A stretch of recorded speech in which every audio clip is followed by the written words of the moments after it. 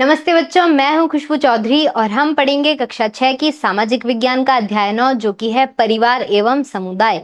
आज के इस भाग 3 के अंदर हम अभ्यास प्रश्न हल करेंगे। तो बच्चों ध्यान से शुरुआत करते हैं पहले प्रश्न से, जिसमें आपसे पूछा गया है आपसे परिवार और पास पड़ोस में किन नियमों का पालन करते हैं और ये क्यों महत्वपूर्ण है। बच्चों यहाँ पर ऐसे नियम बताने हैं जो आपको घर पर भी पालना करनी पड़ती है और आस पड़ोस में भी उसकी पालना करनी पड़ती है। तो इसका उत्तर आप कुछ इस प्रकार से लिखेंगे कि परिवारों में नियमों के तहत अक्सर जिम्मेदारियां बांटी जाती है। सबके लिए कुछ ना कुछ जिम्मेदारी होती है और उन्हें अपना कर्तव्य करना होता है परिवार के प्रति। जैसे कि सफाई करना, हमने तेंजिंग की कहानी पढ़ी थी, उसके अंदर तेंजिंग के पिता जो है वो उसकी दादी का हाथ बटाते थे घर का खाना बनाने में और सफाई करने के अंदर। दूसरा है खाना बनाने के अंदर भी तेंजिंग के पिताजी अपनी दादी की या फिर अपनी माँ की हेल्प करवाते थे। गृह कार्य में मदद करना, आपके माता पिता होमवर्क करने में, गृह कार्य करने में आपकी मदद करते हैं या फिर आपके बड़े भाई आपकी मदद करते हैं, बड़े भाई या फिर बहन। तो जितने भी आपके कजिन्स हैं बड़े, वो आपकी गृह कार्य करने में मदद करते हैं। तो यहाँ पर हम देख सकते हैं कि कैसे जिम्मेदारियां बटी हुई है और लोग एक दूसरे का हाथ बटाते हैं, एक दूसरे पर परस्पर निर्भर भी करते हैं। ये नियम क्यों महत्वपूर्ण है? क्योंकि ये परिवार और समुदाय में सद्भाव रखते हैं, सहयोग और आपसी समर्थन सुनिश्चित करते हैं।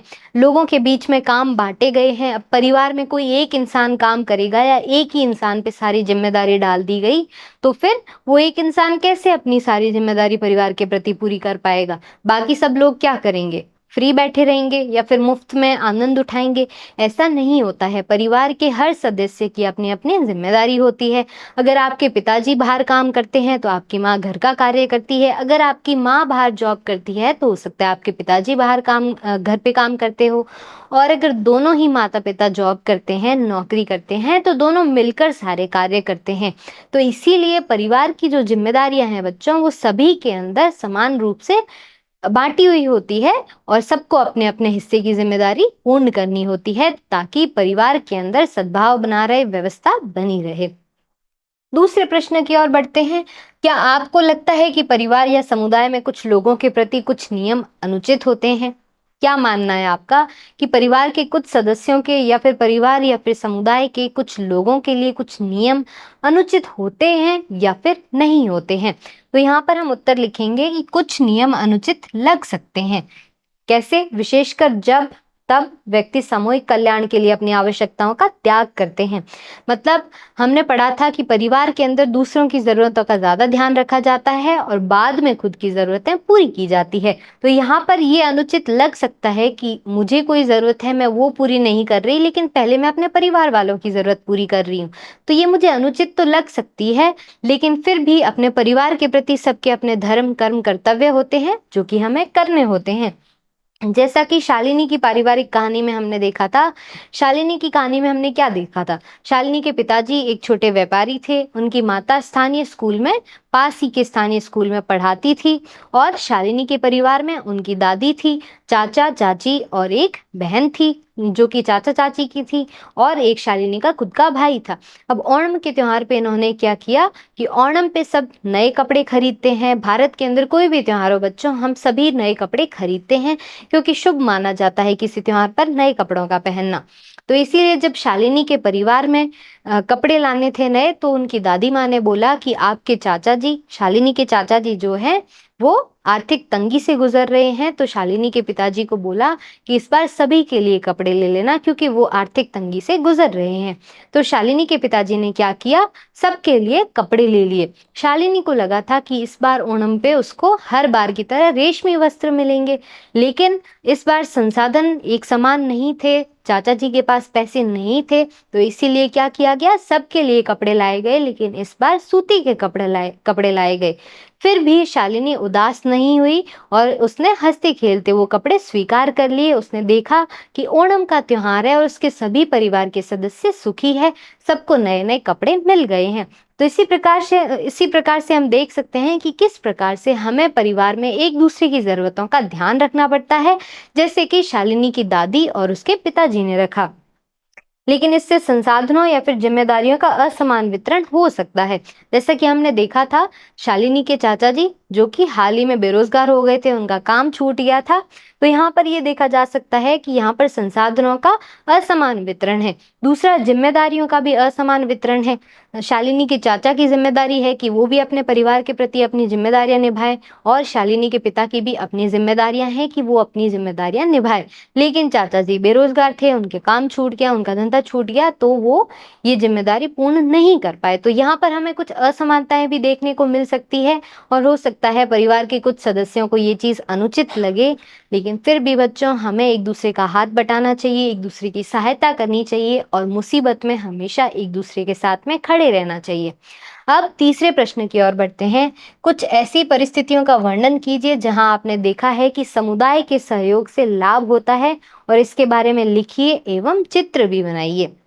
तो समुदाय में सभी लोग जब एकजुट होकर कार्य करते हैं समुदाय के हित में, लोगों के हित में, तो उसके हमें कुछ उदाहरण देते हैं। जैसे कि भील समुदाय, हमने पढ़ा था भील समुदाय के बारे में, जो कि झाबुआ मध्य प्रदेश के रहने वाले थे। कुछ समय तक बारिश नहीं हुई तो जल संकट हो गया, जिसकी वजह से भील समुदाय ने क्या किया, वॉलंटरीली सामने आए ये लोग खुद से, और इन्होंने वृक्षारोपण किया। कई सारे गांव में, सैकड़ों गांव में इन्होंने हजारों पौधे लगाए, पेड़ लगाए, और उन पेड़ लगाने के लिए उनको कोई भुगतान नहीं मिला, लेकिन उन्होंने अपनी धरती माँ के प्रति, अपने समुदाय के प्रति अपनी जिम्मेदारी को समझा, कर्तव्य को समझा, और अपना धर्म निभाया। दूसरा, इन्होंने वर्षा के जल का संचयन किया या फिर संरक्षण किया। कैसे? कोई तालाब बनाकर, कोई टांके के अंदर। तो इस प्रकार से उन्होंने वर्षा का जो जल है उसको संरक्षित करना शुरू किया, ताकि जल की समस्या ना हो, या फिर उस समस्या का समाधान हो जाए। जरूरत पड़ने पर लोग तालाब से पानी ले सकते हैं, या फिर जहां पर भी उन्होंने पानी स्टोर किया है, संरक्षित किया है, वहां से वो पानी ले सकते हैं। तो ये क्या दिखाती है हमें? सामूहिक जिम्मेदारी का प्रदर्शन करती है ये कहानी, जहां पर भील समुदाय के लोग सभी हलमा, यहाँ पर इन्होंने एक नाम दिया है, जब सभी लोग एक साथ आकर मिलजुल कर काम करते हैं तो इन्होंने बोला है हलमा।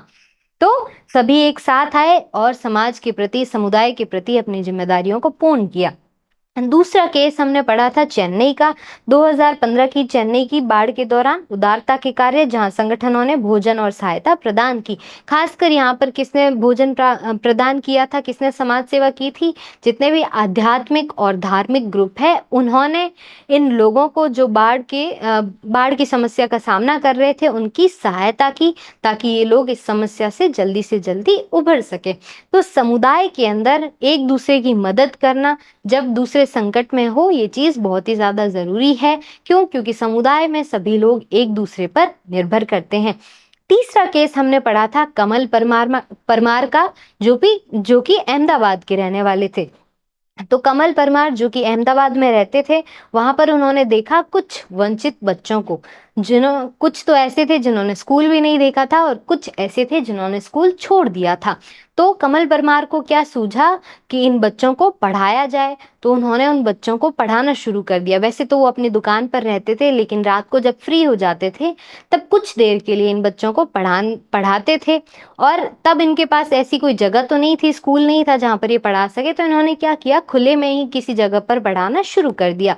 फिर धीरे धीरे इन्होंने उन बच्चों को निःशुल्क खाना प्रदान किया।